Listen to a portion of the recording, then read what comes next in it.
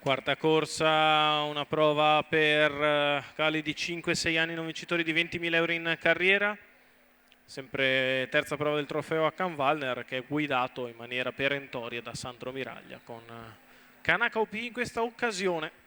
Vedremo se il driver di origine siciliane riuscirà a confermarsi in vetta alla classifica. 1 Commander Crow, 2 Kanaka OP, 3 Charlize Ramon, 4 Corcovado, 5 Camelot, 6 Columbus Gaps in seconda fila, 7 Chanel DVS, 8 Balsamo Leone, 10 Blackfire Horse. Autostart che inizia ad accelerare.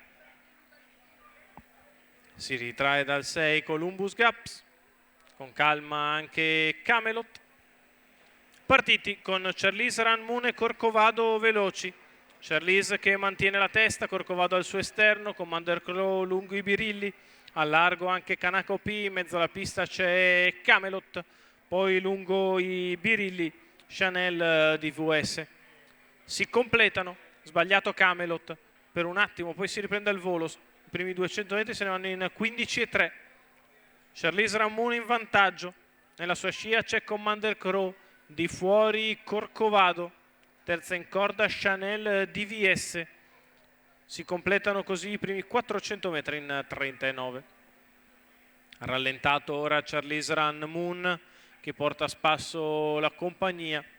Il gruppo è disposto per coppie, con Corcovado accanto a Charlize, poi ancora Commander Crow con accanto Kanaka OP, Chanel DVS affiancata da Balsamo Leone, quindi Columbus Gaps e Blackfire Horse alla retroguardia Camelot.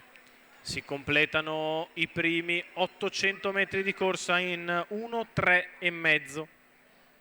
Si va sulla curva di destra per l'ultima volta, Charlize Ramon in vantaggio, nella sua scia è sempre Commander Crow, di fuori c'è Corcovado, inizia a mettere il naso di fuori ora Kanaka OP che dà il parziale.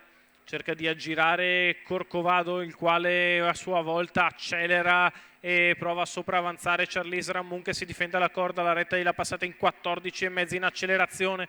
Corcovado che mette sotto pressione Charlize Ramon che si difende alla corda, in mezzo alla pista c'è Kanaka OP, in quarta corsia Balsamo Leone, lungo lo steccato appostato Commander Crow. A 200 metri dalla conclusione lottano Charlize Ramon e Corcovado. Commander Crow che prende l'open stretch, Charlize si difende, Corcovado attacca, Commander Crow di dentro, insiste al largo Corcovado, di dentro Commander, Charlize si difende sul palo, Commander Crow che vince nei confronti di Charlize Ramon. Al terzo posto Corcovado, 29,4 a chiudere, 1,17,2 ragguaglio cronometrico, la vittoria di Commander Crow.